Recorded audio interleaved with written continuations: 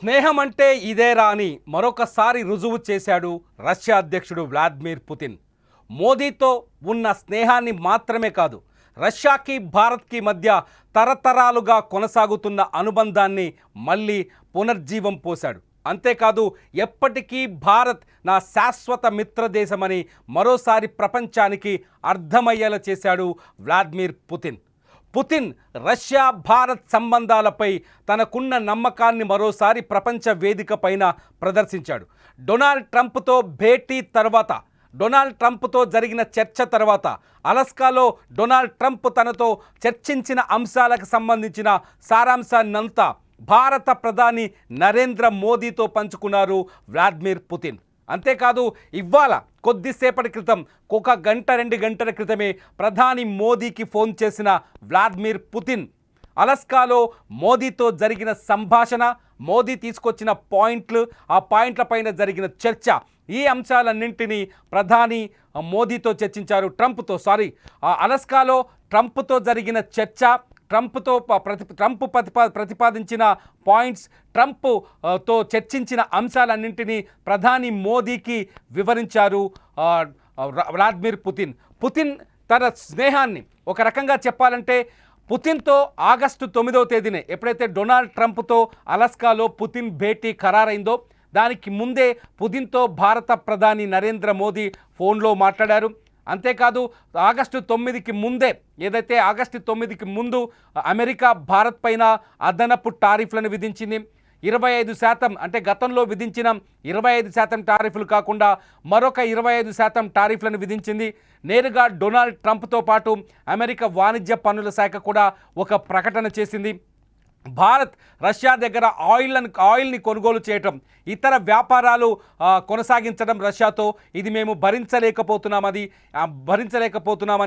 ఉక్రెయిన్తో యుద్ధం చేస్తున్న రష్యాను ఆర్థికంగా దెబ్బ కొట్టాలి అంటే రష్యాతో వ్యాపార సంబంధాలు కలిగిన దేశాలకు అధిక పన్నులు విధించాలని తమ ప్రభుత్వం నిర్ణయించిందని డొనాల్డ్ ట్రంప్ చాలా స్పష్టంగా చెప్పారు. అంతేకాదు, ఆ అదనపు పన్నుల రూపంలో భారత్కి మొదట విధించిన 25% టారిఫ్లకు బదులుగా అదనంగా మరొక 25% టారిఫ్లు విధించారు. మొత్తం భారత్కి 50% టారిఫ్లు విధించాడు డొనాల్డ్ ట్రంప్. ఈ టారిఫ్లు ఆగస్టు 27వ తేదీ నుంచి అమల్లోకి రాబోతున్నాయి.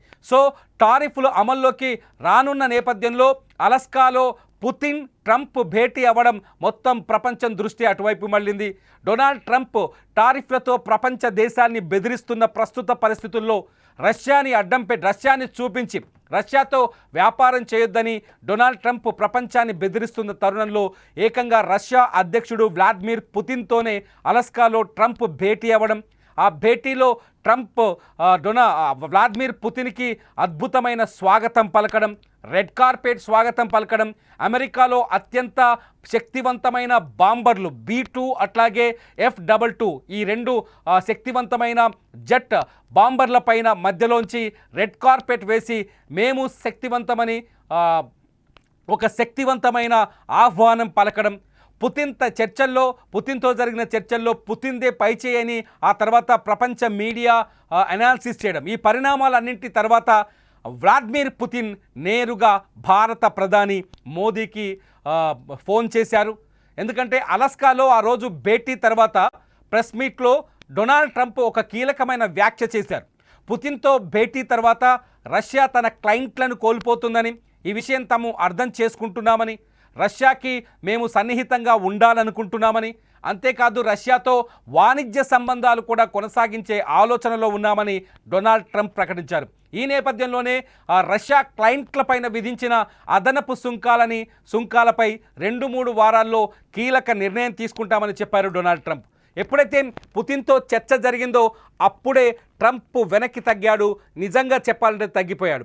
ఒక కథనాన్ని సుమన్ టీవీలో మీరు చూడొచ్చు. ట్రంప్ ఎందుకు జీరో అయ్యాడు, అట్లాగే పుతిన్ ఎందుకు హీరో అయ్యాడు. అలస్కా తర్వాత అనాలిసిస్లో ట్రంప్ ఎందుకు జీరో అయ్యాడు, పుతిన్ ఎందుకు హీరో అయ్యాడనే పాయింట్స్తో మీరు సుమన్ టీవీలో కథనం కూడా ఉంది, ఆ కథనాన్ని, ఆ వీడియోను చూడొచ్చు. అంటే పుతిన్కి ఒక రకంగా ట్రంప్ లొంగిపోయాడు, పుతిన్కి ఒక రకంగా ట్రంప్ భయపడిపోయాడు. ఈ నేపథ్యంలోనే ట్రంప్ భారత్ పైన సుంకాలు విధించడం, భారత్ వ్యతిరేక దేశమైన, భారత్కు పక్కలో బల్లెంలా మారిన పాకిస్తాన్ని, ఆ దేశపు నాయకులను రెచ్చగొట్టి భారత్ పైన విమర్శలు చేయించడం, భారత్ని పైన అణుబాంబులు వేస్తామని బెదిరించేలా చేయటం, ఇవంతా డొనాల్డ్ ట్రంప్ గేమ్లో భాగమేనని ప్రపంచమంతా చర్చిస్తున్న తరుణంలో ఇవాళ పుతిన్ భారత్కు ఫోన్ చేసి, నిజంగా మన ప్రధాని నరేంద్ర మోదీకి ఫోన్ చేసి, నేను భారత్ వెంటే ఉన్నాను, నేను భారత్తోనే ఉన్నాను, భారత్ ఎప్పటికీ నా మిత్రదేశమని ప్రకటించినట్లు ఆయన చెప్పడంతో ఒక్కసారిగా ప్రపంచ వేదిక పైన భారత్ కీర్తి ప్రతిష్టలు పెరిగిపోయాయి. సింపుల్గా చెప్పాలి అంటే ఈ ఫోన్ కాల్లో చాలా ముఖ్యమైన విషయాలు మాట్లాడారు ప్రధాని మోదీ అట్లాగే వ్లాదిమిర్ పుతిన్. మొదటి పాయింట్ వచ్చేసి టారిఫ్ల పైన చర్చించినట్టుగా సమాచారం అందుతోంది. టారిఫ్ల విషయంలో అమెరికా వెనక్కి తగ్గే అవకాశాలు ఎక్కువగా ఉన్నాయని ట్రంప్ మోదీతో చర్చించినట్టుగా కొంత బయటకు సమాచారం అందుతోంది. ఎట్ ది సేమ్ టైం ఎందుకంటే ప్రధాని మోదీ ట్వీట్ చేసిన తీరే అర్థమవుతుంది. ప్రధాని మోదీ చాలా స్పష్టంగా థ్యాంక్ యూ మై ఫ్రెండ్ అని ఆయన ట్విట్టర్లో ట్వీట్ చేశారు. ఆ ట్వీట్ నేపథ్యంలో ట్రంప్ పుతిన్ మోదీతో చాలా స్పష్టంగా టారిఫ్ల అంశం పైన మాట్లాడినట్టుగా అర్థం చేసుకోవచ్చు. ఆ తర్వాత ఉక్రెయిన్ యుద్ధం పైన ప్రధాని మోదీ వ్లాదిమిర్ పుతిన్ చర్చించినట్టుగా తెలుస్తోంది. పుతిన్కి ప్రధాని మోదీ ఉక్రెయిన్ యుద్ధం విషయంలో ఒక క్లారిటీ ఇచ్చారని తెలుస్తోంది. ఉక్రెయిన్ పట్ల ఎప్పుడైనా శాంతియుత వాతావరణంలోనే వివాద పరిష్కారానికి ముందుకు వెళ్ళాలని, ఇందుకు భారత్ కూడా మద్దతు తెలుపుతుందని ప్రధాని మోదీ చాలా స్పష్టంగా పుతిన్కి తెలియజేసినట్టుగా తెలుస్తుంది. మొత్తానికి పుతిన్లో సహనం, పుతిన్లో స్నేహభావం, అట్లాగే పుతిన్ భారత్తో ఉన్న అనుబంధం మొత్తం ఈ ఫోన్ కాల్తో మరోసారి రుజువైందని చెప్పాలి. పుతిన్ ఈ ఏడాది చివరన భారత్కి రాబోతున్నారు. 23వ రష్యా భారత్ ద్వైపాక్షిక సంబంధాలపైన చర్చలు జరిగే అవకాశం ఉంది. ఈ నేపథ్యంలో మరోసారి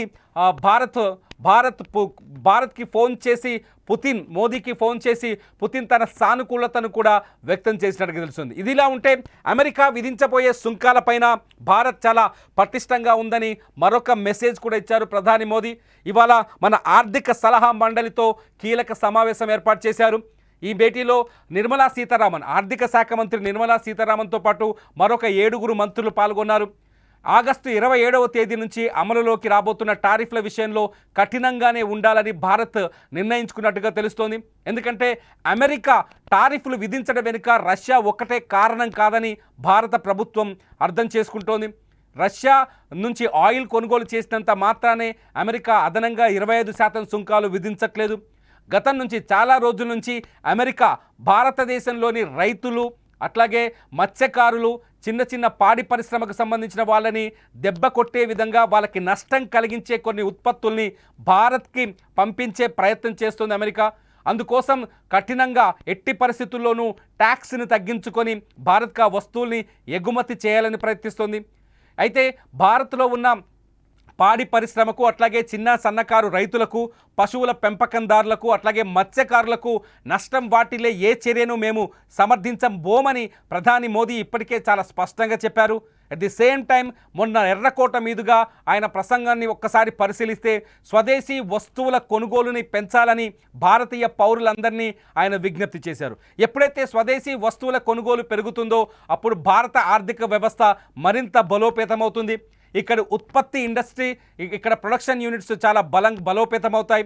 భారత ఆర్థిక వ్యవస్థ మరింత చురుకుగా ముందుకు వెళ్ళే అవకాశం ఉంటుంది. ఇప్పటికే ప్రపంచంలో అతిపెద్ద 3వ ఆర్థిక వ్యవస్థగా అవతరించబోతుంది భారత ఆర్థిక వ్యవస్థ.